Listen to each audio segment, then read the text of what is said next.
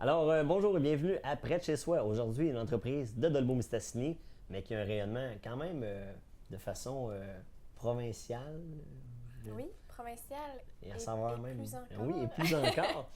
On est en compagnie de Marc-Claude Gay et nous sommes dans les bureaux de Traduction M.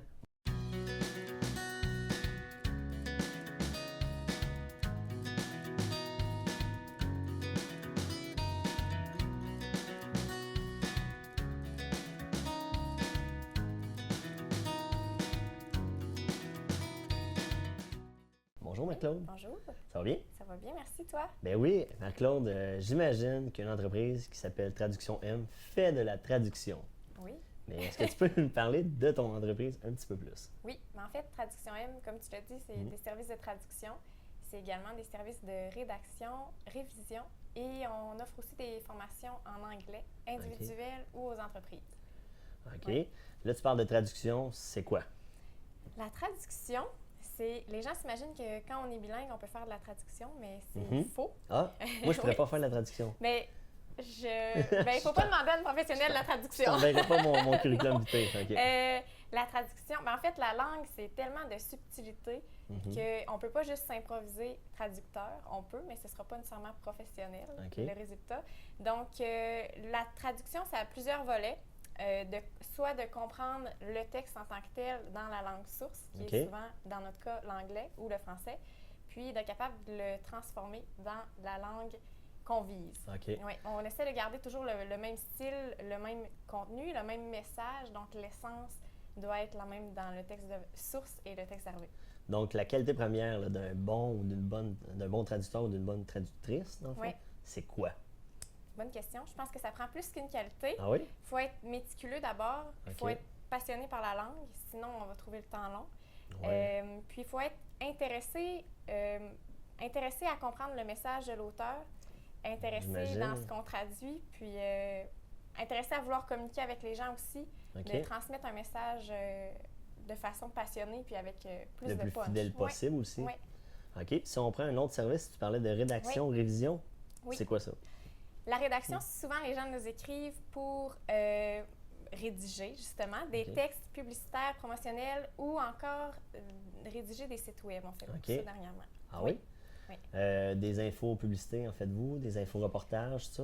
Beaucoup. Les gens souvent veulent faire la promotion de leur service, mais n'ont pas nécessairement le temps ou l'intérêt à vouloir justement composer des messages publicitaires. Donc, c'est à partir de ce moment-là qu'on s'en occupe. OK. Oui. Si moi, mettons, je suis un étudiant, là, Oui. je peux-tu faire rédiger mes travaux de session? Oui. Ah. Rédiger, Ouais. non. Ah. Non. Réviser. Ah oui? OK. Oui. On se fait souvent appeler pour des révisions de projets de maîtrise, des mémoires. Ah, ça me fait OK. plaisir d'aider Avant de les dans- déposer. Exactement. OK. Même des traductions des fois de mémoire à OK. ce Mais moment-là. vous ne faites pas mon travail à ma place. là. Non, malheureusement. Ah. OK. Puis sinon, tu parlais d'un dernier volet, d'un autre volet à l'entreprise, c'est les cours. Oui, les formations OK. individuelles ou aux entreprises. On offre des formations d'anglais. Ah oui? Donc, aux entreprises qui sont intéressées justement à répondre à des demandes de clients à OK. l'international. C'est Oui. intéressant. Oui. Puis personnalisé, en privé. Oui, bien, il y a des gens qui préfèrent apprendre de seul à seul, de façon individuelle. C'est souvent un peu plus rapide. C'est moins aussi, gênant. De 1 à 1, c'est moins gênant.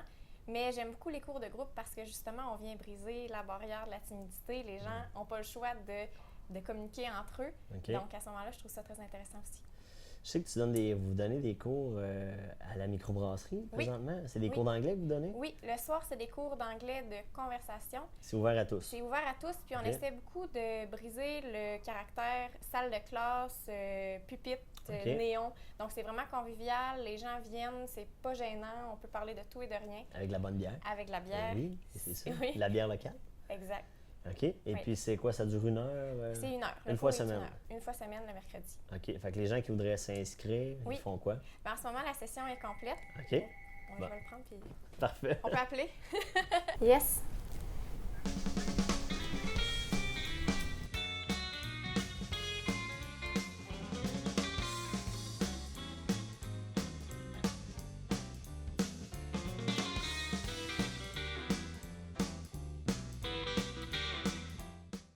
Donc, Marc-Claude, là, je te demandais si quelqu'un veut s'inscrire. Oui. Comment ça fonctionne, ces cours-là, à la microbrasserie? Oui, notre session d'automne est pleine pour Ah. l'instant, malheureusement. ou heureusement pour nous. Ben Mais il va y avoir une autre session probablement à l'hiver. OK. Fait qu'on Oui. peut appeler directement l'entreprise. Tout à fait, ou on peut nous contacter via notre page Facebook ou sur notre site web. On marque Traduction M dans Facebook et puis Exactement. c'est simple comme ça. Oui. Ah, c'est intéressant. Mais là, on parle de toi, on parle des services, mais je sais que tu n'es pas seul dans cette entreprise-là. Tout à fait. Avec qui tu as démarré ça, ce projet-là? J'ai démarré le projet en tant que tel avec mon copain, Maxime. OK. On s'est rencontrés en voyage. Puis quand j'ai décidé de venir tenter ma chance au Saguenay-Lac-Saint-Jean, je ne rentre pas là-dedans tout de suite? Ben oui, OK. non, mais t'es pas originaire d'ici, là, justement. Non. Ah non? Moi, je viens de la région de l'Outaouais. OK. Puis justement, quand j'ai rencontré mon copain, je suis venue m'installer ici au Lac-Saint-Jean. Des grosses démarches? Tout à fait. Puis oui. il n'y avait pas d'entreprise de traduction existante à Dolbeau. OK. Donc, on a décidé de trouver une solution à ce problème OK. et de créer Traduction M. Donc, on est vraiment impliqués à 50-50 dans cette entreprise-là. Justement, comment ça fonctionne? Comment c'est de travailler avec son conjoint, son amoureux, son ami? Comment vous divisez la tâche, justement? Comment vous divisez le boulot? C'est une bonne question. Ça va très bien. Oui. On a décidé d'avoir chacun nos tâches pour Vos pas spécialités. justement répéter toujours ou se regarder un par-dessus l'épaule de l'autre. OK. Chacun son Toujours expertise. Exactement. Maxime s'occupe de plusieurs volets, mais surtout de la comptabilité, contact OK. avec les clients. Puis moi, je m'occupe du volet traduction, rédaction, tout ça. OK. Et puis, au-delà de ça, au-delà des deux têtes dirigeantes, Oui, vous avez une équipe. oui. Est-ce que tu peux nous en parler Oui. de cette équipe-là? On a une équipe très, très importante de pigistes. Mhm. On a entre 4 à 6 pigistes qui travaillent pour nous. OK. Donc, on peut compter sur une équipe fiable et très expérimentée. Mais là, Oui. fait que vous êtes environ 6-7 dans l'équipe. Oui. Mais là, ils ne sont pas ici, là. Non. Ils sont où? Ils travaillent de où, ces gens-là? Ils sont partout? Ils sont pas là. Dans le fond, les gens travaillent de chez eux. Ah, OK. De chez, Ben, dans leur leur domicile. maison, dans le confort de leur maison. OK. Puis nous, on leur envoie les demandes par courriel. De là, j'imagine, tout ce qui est volet de traduction, ces genres d'entreprises-là, la technologie est vraiment importante. Oui, Peux-tu vraiment. nous en parler, justement? Comment ça fonctionne? C'est quoi les plus de la technologie Oui. dans votre travail? On pourrait en parler longtemps. Oui, Il y a des avantages et on des... a 28 minutes. Oui, il y a des avantages et des désavantages à la technologie. Oui. Pour la communication, pour les courriels, c'est très, très efficace. OK. Ça évite aussi beaucoup d'erreurs de communication. On ne peut pas dire mais oui, tu te souviens pas, je te l'avais l'avais dit, dit. là c'est écrit. Donc on a un suivi, c'est très efficace. Pour tout ce qui est comptabilité aussi, maintenant les virements, tout ça, ça se fait facilement par Internet. Pour l'accès aux clients aussi? Vous Pour pouvez, l'accès aux clients, maintenant, oui. vous pouvez avoir des clients d'un peu partout, Tout à c'est fait. facile. Pour la publicité, tout ça. Il y a une petite bête noire par rapport à la traduction Ah, et les outils en ligne. Ou peu importe, informatique. Les gens pensent souvent qu'un jour, les traducteurs seront remplacés par la technologie, Par ces bébêtes-là. par nos belles bébites, mais la langue a tellement de subtilité qu'un ordinateur, en tout cas, je ne crois pas qu'un ordinateur puisse remplacer une personne humaine qui fait le travail de traducteur. J'imagine que c'est pour ça aussi, quand on parlait tantôt des qualités premières, un traducteur doit s'intéresser un peu au contenu aussi qu'il traduit, puis doit avoir quand même une bonne culture générale, de Vraiment. bonnes connaissances de base de la culture, du pays, de la langue, de Oui. qui l'a écrit, comme ça il peut comprendre un peu plus l'essence même du texte. Oui, il y a une question d'adaptation aussi qui est très, très importante, OK. justement à qui le texte s'adresse. Dans le fond, il y a des subtilités dans la langue. Si je traduis pour un public qui est français de France, mais ça va être vraiment différent de si je traduis pour un public qui est québécois. Un peu comme une blague. Une blague, la même blague peut être faite au Québec, peut être faite en France, ça n'aura pas le... Personne ne va rire. Exactement, Oui. le même Oui. résultat. Oui. Marc-Claude, on parlait tantôt de l'importance de la technologie, que ça permet aux employés de travailler d'un peu partout. Toi, justement, tu t'es installé ici dans la région. Tu viens de Gatineau, la région de Gatineau. Et puis, comment tu trouves ça présentement, la région ici, la région du Lac-Saint-Jean? J'aime beaucoup le Lac-Saint-Jean. Ça fait maintenant 2 ans que Oui. j'habite ici. Ça passe vite. Comme moi, on est arrivé Oui, c'est vrai. pas mal en même Dans temps. le même temps. Oui, exactement. J'aime le fait que ce soit plus petit, plus personnel. Je OK. trouve que les gens sont très, très chaleureux, accueillants. Puis, je fais de la pêche, pêche sur glace bientôt. Ah oui? Je me promène dans le bois, ça va super bien. J'aime la Les nature. activités de plein air sont Oui. plus diversifiées. Oui, tout à fait. Et puis, est-ce que c'est plus dur, par exemple, d'avoir des contrats, justement, si on vient à l'entreprise, vu que vous êtes éloigné un peu plus des grands centres? Le fait que nous, on puisse travailler à distance, je pense que ça nous avantage beaucoup. J'ai encore beaucoup de clients de Gatineau qui nous OK. écrivent, qui peuvent avoir contact Permet de autant garder le qu'avant. contact, exactement. Je pense au contraire que d'habiter en région, ça nous avantage parce qu'il y a tellement de bouche à oreille. Les gens communiquent beaucoup. Ils sont fidèles. Ils sont très, très fidèles. Ils veulent travailler avec des gens d'ici, ils veulent faire rouler l'économie d'ici. Puis ça paraît beaucoup dans les entreprises. C'est quoi les besoins, justement, sans rentrer dans le détail des contrats, mais les besoins, justement, de la clientèle de la région aussi par rapport à vos services? Ce qui arrive, c'est qu'il y avait déjà un besoin, mais les gens faisaient affaire avec des compagnies de l'extérieur. Puis quand on est arrivé ici, les gens ils se sont intéressés à l'entreprise qui démarrait. Puis, dans le fond, ils nous ont transféré les contrats qu'ils envoyaient ailleurs. Des besoins autant du domaine légal que, mon Dieu, les usines, la traduction de mode d'emploi ou de manuel d'entretien pour les machines. C'est sûr aussi la formation d'entreprise. J'imagine que le bilinguisme est plus rare et le taux de bilinguisme est moins élevé ici en région que peut-être dans les grands centres ou qu'à Gatineau, qui est une région collée avec Ottawa, dans le fond. Oui, vraiment. Puis c'est pas l'intérêt qui manque. Dans le fond, au début, on contactait les entreprises pour dire votre site web est seulement en français. Est-ce que vous savez toutes les possibilités que ça pourrait vous donner qui soient en anglais? Puis les gens nous répondaient mais je veux pas qu'ils soient en anglais, je veux pas qu'on me téléphone en anglais, je saurais pas quoi répondre. Et c'est là qu'on disait pas de problème. Non seulement on va traduire votre site, mais on va aussi vous aider à savoir répondre aux demandes en anglais. Ça augmente justement après ça la visibilité. Exactement. Donc à ce moment-là, après, on les accompagne pour apprendre à rédiger des courriels, répondre au téléphone. C'est super intéressant. OK. Fait que ça va vraiment loin, là, votre aide là-dedans. OK. Et puis justement, si on continue là-dedans, dans cette ligne-là, les bons coups et les moins bons coups à date que Traduction M, parce que là, Traduction M a quoi, 1 an et demi de service? Oui. C'est quoi les bons coups que vous avez faits jusqu'à maintenant? Tu vas nous parler? Plusieurs petits bons coups.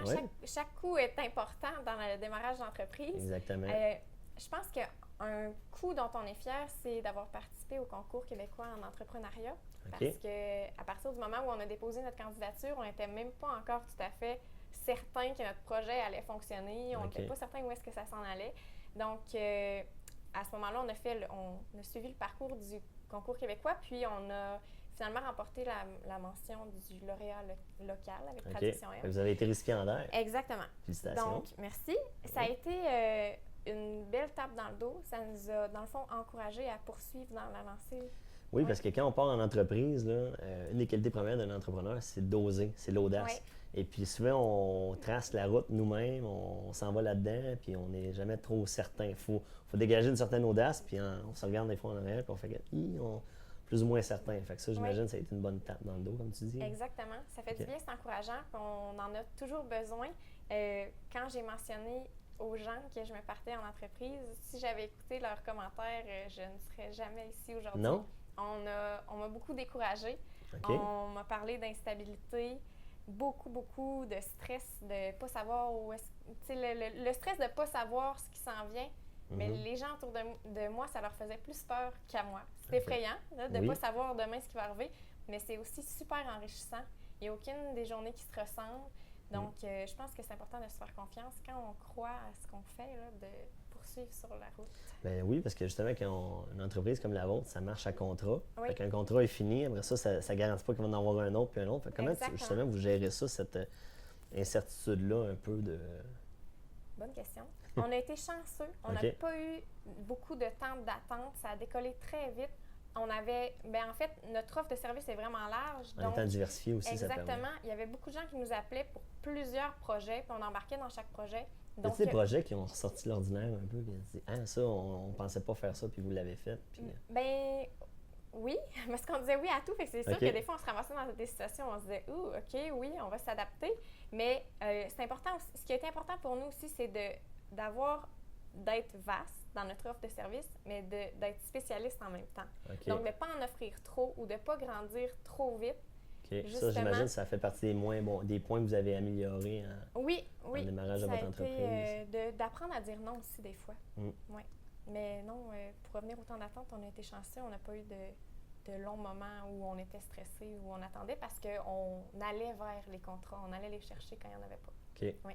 Puis là, je vois ton mur de diplôme. Oui. C'est quoi qu'il faut comme diplôme, justement, pour être une personne qui est qualifiée puis qui va avoir une bonne base, là, des bons atouts dans son sac pour être traducteur ou traductrice? À la base, ça prend une formation. Moi, j'ai fait un baccalauréat en rédaction et traduction. OK. Moi, si je passe 20 heures sur Google Traduction, ça fera pas de moi un Mais je traducteur. t'engagerai pas. Ah, c'est correct. Ça prend un baccalauréat en traduction et rédaction, OK. à la base. Ensuite, moi, j'ai fait un certificat en pratique rédactionnelle pour le plaisir. Puis OK. j'ai aussi un certificat en enseignement de l'anglais langue seconde aux adultes. Donc, OK. je suis allée chercher ça pour le plaisir. Moi, j'aime étudier, mais une base, un baccalauréat, ça peut le faire.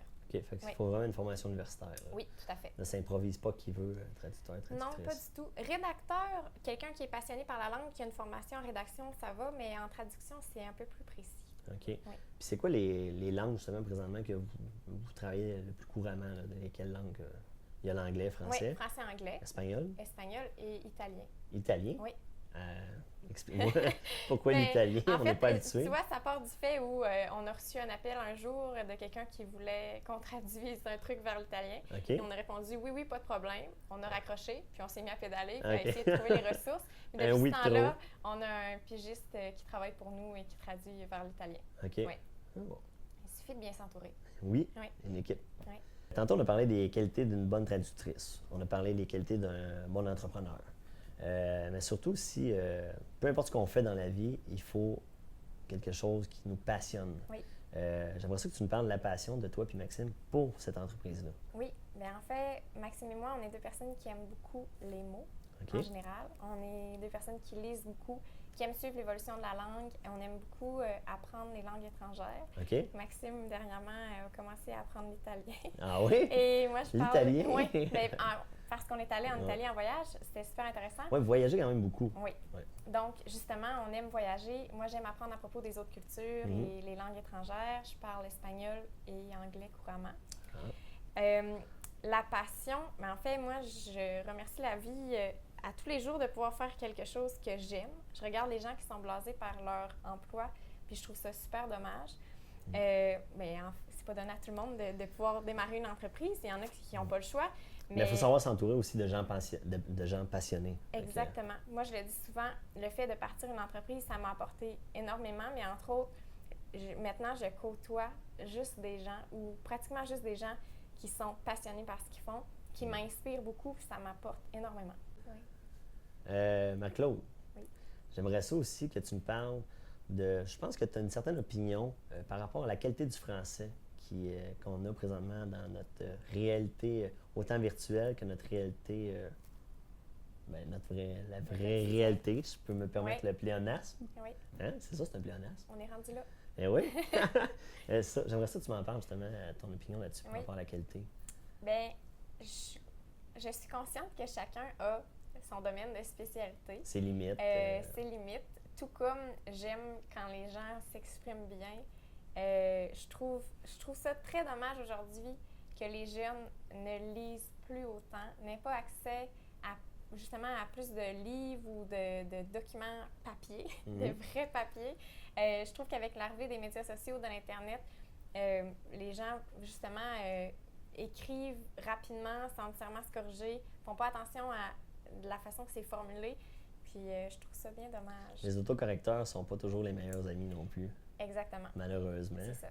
Et puis on est aussi dans le système qui a toujours plus vite. Fait qu'on coupe les mots, on abrévie, Oui, parce que en fait, l'outil de clavardage n'est pas néfaste en soi. Non. Il suffit de savoir comment l'utiliser. Quand j'étais petite, je vais toujours me rappeler, ma mère venait toujours par-dessus mon épaule. J'avais le droit de chatter ou clavarder. Le privilège. Oui, c'était un privilège, mais quand je le faisais, je devais mettre ma majuscule, mon point et mes accents. Tout était là. Parce que ça me pratiquait finalement à formuler des phrases, puis à m'exprimer correctement. Ouais. Mais c'est sûr que quand on abrège tout, puis que c'est écrit rapidement sans penser, c'est un peu moins glorieux. Puis à long terme aussi, c'est la littérature qu'on perd. Je veux dire, dans le temps, Oui. je veux dire, on écrivait, on voulait s'échanger, on voulait communiquer, on écrivait une lettre. Oui. Cette lettre-là pouvait rester à tout jamais. Oui. Maintenant, tout ce qui est littérature virtuelle, c'est des documents qui se perdent, c'est des échanges qui se perdent, c'est une certaine culture qui se perd aussi. Oui, c'est notre identité, la langue française. Puis plutôt que d'être considéré comme un art, aujourd'hui, c'est considéré presque comme un fardeau. Les gens qui doivent écrire sont comme blasés, n'ont pas envie de le faire. Mais c'est merveilleux parce qu'ils viennent nous voir pour qu'on le fasse. Mais on Point de vue entrepreneurial, c'est très bien. Merveilleux. Point de vue culturel ou société, on perd beaucoup dans notre identité, justement. Là, j'ai l'impression que les gens ne réalisent pas à quel point on se présente par la langue. Et justement, on fait une fausse représentation si on s'exprime mal ou on écrit mal, selon moi. L'important, surtout nous on est chanceux, on parle français. Oui. La langue française, c'est une des plus belles langues, à mon avis. C'est une langue qui est complexe, c'est une langue qui est précise. Chaque idée peut être représentée par un mot exact. Oui. C'est vraiment... on a une langue qui est riche. Oui, vraiment. Donc, ça vaut la peine de l'apprendre, ça vaut la peine de s'améliorer. Mais c'est pas toujours amené de façon constructive. Autant dans les écoles, autant dans la vie de tous les jours. Prendre le temps d'écrire, non, c'est vite, on prend un petit mémo, tiens. Oui. Donc, on coupe pas mal. Oui, c'est dommage. Je pense que il faut aussi s'adapter, justement. Ça commence quand on est enfant. Cette passion-là pour la lecture ou la langue est transmise très, très jeune. Puis je pense que c'est important d'adapter l'enseignement à l'enfant. Si on lui impose de lire des gros ouvrages qui ne l'intéressent pas dès le départ, on le perd. Tandis qu'on peut l'intéresser à aller consulter des bandes dessinées, des magazines. C'est tout aussi enrichissant pour un enfant. La littérature peut être très diversifiée. Exactement. Là. Des fois, on dirait qu'on oublie, on se concentre sur des ouvrages très précis. Alors il y a des revues jeunesse, des livres jeunesse, des bandes dessinées. Ne serait-ce que des trucs humoristiques, des fois, on n'y pense pas, mais les gens aiment ça. Un conseil que tu aurais justement à donner aux parents qui... leur enfant commence leur parcours scolaire, un bon conseil là, que tu pourrais donner pour les aider justement à les appuyer dans ces démarches-là? Bonne question, mais je pense que l'idée, c'est vraiment d'être à l'écoute de l'enfant, de regarder ce qui l'intéresse. D'être soi-même un modèle aussi? Oui, vraiment. Laisser un peu de côté les cellulaires, les trucs technologiques, se concentrer sur justement lire un livre, aller à la bibliothèque. On fait plus ça aujourd'hui. Aller à la bibliothèque, c'est très, très rare. Mais coule pas. Oui. Puis moi, encore juste l'odeur des livres dans une bibliothèque, là, je suis un peu passionnée, un peu trop, là. Nous, on est chanceux ici à Dolbeau-Mistassini. On a deux endroits, on a deux bibliothèques. Oui, on y a accès. Puis on remarque aussi que c'est souvent désert. Hein. On n'accorde peut-être pas assez d'importance. Mais oui, dans le fond, de s'adapter aux passions de l'enfant, regarder ce qu'il aime, puis de le les diriger. accompagner aussi. Oui. Pas aller les porter à la bibliothèque et dire « je viens chercher dans 2 heures ». Surtout pas. Oui. Parfait. Puis on est chanceux aussi, il y a un croque-livre ici à Dolbeau-Mistassini. C'est une initiative, dans le fond, c'est chez Parents Ensemble. C'est un boîtier. Puis les gens peuvent déposer un livre, prendre un livre. Il y a ça aussi à Albanel. Je savais même pas. Ouais. Super. C'est un mouvement qui est à travers la province, donc croque-livre. Il y a vraiment plusieurs alternatives dont on ignore même l'existence, là, les partages de livres, les groupes de lecture. L'échange de livres usagés, parce que finalement, une fois qu'on l'a lu, on peut en faire bénéficier d'autres personnes. Mais oui. Ton entreprise est en croissance, hein? Parce que tu as quand même travaillé fort pour en arriver jusque-là. Tu peux-tu justement nous parler de où tu es parti jusqu'à maintenant? On est parti de rien. On est parti d'un ordinateur, une imprimante et plein d'idées en tête. Donc, on n'avait rien. On avait des idées. On avait des gens qui nous approchaient pour venir nous voir, pour nous demander de traduire des trucs, mais on ne savait pas vraiment où on s'en allait. Donc, on est parti de nos idées à un plan d'affaires, beaucoup de rencontres avec des gens qui nous conseillaient. OK. Puis, on est rendu aujourd'hui avec 2 bureaux, une équipe de pigistes. Des contrats. Encore des contrats, plein différents de projets services. futurs. Oui. Justement, c'est quoi qui s'en vient? Où on veut aller. Ouais. On a encore plein d'idées en tête, ce qui est bon aussi. Oui. Qu'on ne dira pas à la caméra. Non, il y a des secrets quand même. On se garde des secrets. Mais est-ce que tu te vois justement dans 5 ans, peut-être, d'ici 5 ans, là, comment tu vois l'entreprise grossir, croître? Oui, je me vois, on n'a pas besoin de grand-chose. Je me vois avec une équipe un peu plus grande. OK. Je me vois entourée de gens fiables et professionnels. Je me Passionné. vois passionné, c'est super important. Je me vois dans un bureau un peu plus grand, oui. avec une imprimante un peu plus grosse. OK. Sinon, j'aimerais avoir des collègues, des acolytes de travail que je côtoie et en qui j'ai confiance. Le contact physique encore, hein? Ça me manque un peu. Parce que l'électronique, c'est bien, l'informatique, mais il me manque, là, j'aimerais savoir quelqu'un à tous les matins à qui je peux apporter un café, avec qui jaser. Puis, c'est quelqu'un qui prend les appels, là, qui s'occupe du volet de plus répondre aux clients. Oui, okay. Sauf qu'on ne veut pas perdre l'aspect personnalisé de l'entreprise. Donc, à ce moment-là, ça va être le danger d'avoir des employés, mais de garder vraiment le contact avec le client. Oui. Ça aussi, justement, parce que justement, en faisant affaire avec des clients un peu partout, d'avoir une approche personnalisée, mais via la technologie, c'est pas quelque chose qui est facile. Exactement, mais quand les gens appellent, ils savent avec qui ils veulent parler, soit Maxime, soit moi, selon la personne qui s'est occupée du contrat. Puis le fait qu'on puisse leur répondre rapidement, ça les rassure souvent beaucoup. OK. Oui. Fait que ça va être un bon défi Oui, c'est ça. de garder une approche client personnalisée tout Oui. en faisant preuve de croissance. À suivre. Marc-Claude, Oui. quand on part en entreprise, c'est beau, on part tout seul, souvent on part avec nos idées, un ordi, une imprimante, tout ça. Il faut du financement, on ne se cachera pas. Oui. Comment ça fonctionne quand vous partez de rien, de pas grand-chose? Oui, bien, en fait, nous, on a été chanceux parce que le matériel en tant que tel était vraiment restreint. En traduction, tu as besoin d'un ordinateur, de papier, d'un crayon, c'est quand même la base. Mais on s'est quand même tourné vers des organismes d'ici Ah oui? qui nous ont aidés, OK. dont le CLD, OK. la SADC, qui offre un financement vraiment intéressant et qui donne un bon coup de main pour se partir en entreprise. OK. Puis, je ne savais même pas que ça existait. Donc, j'encourage les gens qui sont intéressés Qui ont par des l'entrepreneuriat ou qui ont des idées. Il y a aussi un projet d'accompagnement. Donc, à partir du moment où tu as une idée de projet en tête, eux peuvent t'accompagner dans l'écriture de ton plan d'affaires jusqu'à la réalisation, OK. dans le fond, jusqu'au bout. Donc, c'est vraiment intéressant de regarder les opportunités qui s'offrent à nous quand on a une idée d'entreprise en tête. Donc, Marc-Claude, j'aimerais Oui. ça que tu donnes, pour finir l'émission, Oui. le temps passe, hein? Oui. Les coordonnées, si on peut, Oui. on veut te rejoindre les services, pour prendre les services de l'entreprise. On peut toujours nous téléphoner. Oui? Oh, 418 979 1092. parfait. On peut nous écrire un courriel à info@commercialtraductionm.com C'est simple. ou visiter notre page Facebook Traduction M. Parfait. Bien, merci. Donc, c'est tout pour l'émission Près de chez soi. On était avec Marc-Claude Gay et de l'entreprise Traduction M. Merci. Un plaisir.